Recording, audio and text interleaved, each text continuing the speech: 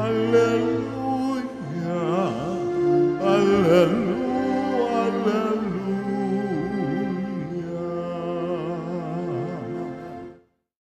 Sumainyo ang Panginoon. At sumaiyo rin. Ang mabuting balita ng Panginoon ayon kay San Lucas. Papuri sa iyo, Panginoon.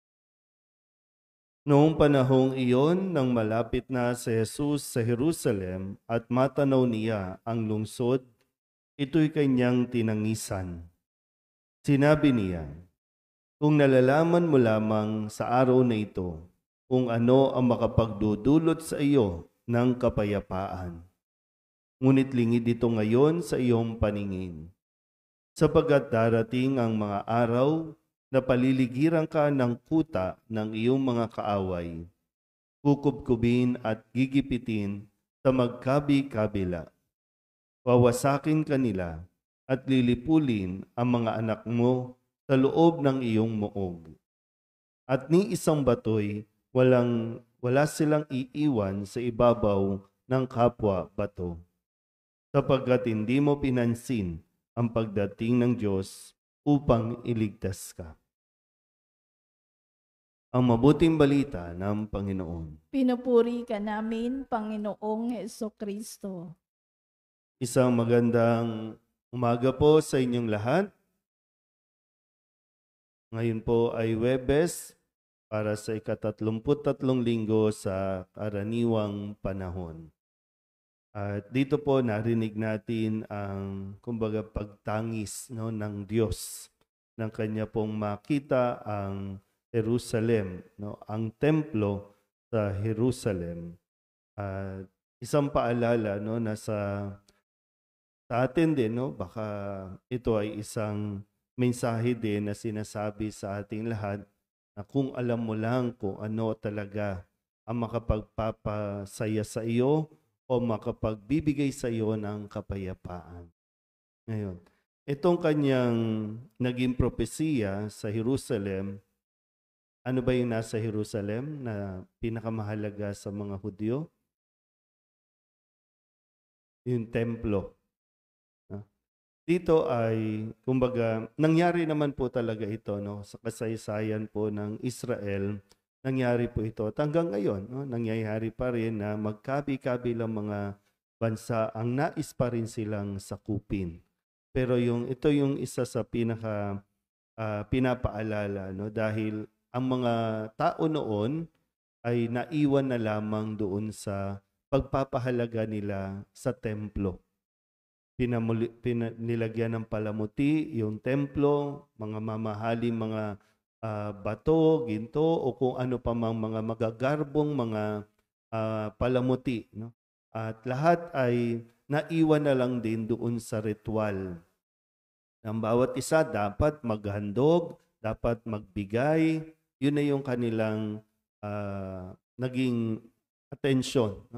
At hindi nila pinansin o napansin yung pagdating ng nag-iisang anak ng Diyos, yung ipinangako na ibinigay sa kanilang ninuno pa nang si Jesus ay dumating, hindi nila kinilala, hindi nila tinanggap.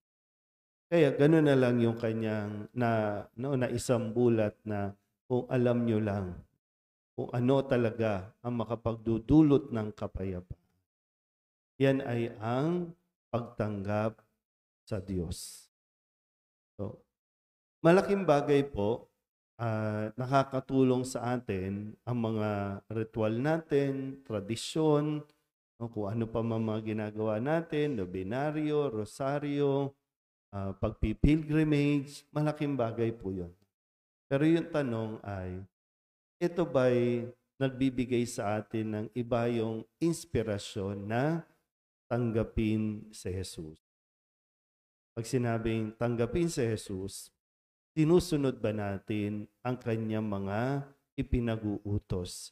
Na kung tutusin itong mga utos na ito ay utos pa ng Diyos Ama, na kaya siya naparito para ipaalala sa atin, lalo tigit sa mga nakakalimot, na ito talaga ang pinaka-importante.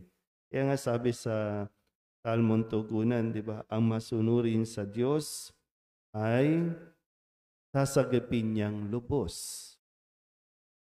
Doon sa kwento sa unang pagbasa, sa aklat ng Makabeo, mas ninais pa nila na lumayo, iwan. No? Sabi nga dito, si Matatayas at yung kanyang mga angkan, iniwan ang kanilang ari-arian lahat. Namundok na lang para hindi suwayin ang kautusan ng Diyos. Pero meron silang kapayapaan. Kumpara doon sa mga tao na nagpaiwan at nagpasakop doon sa utos ng hari na suwayin ang kautusan ng Diyos. Pero nyo, no, sa history, kahit sa atin mismo, sa kasaysayan ng bawat isa sa atin, bakit tayo nagkakaproblema? Saan nanggaling? Saan nagsimula? Sa pagsuway sa Diyos. Yun ang pinag-uugatan.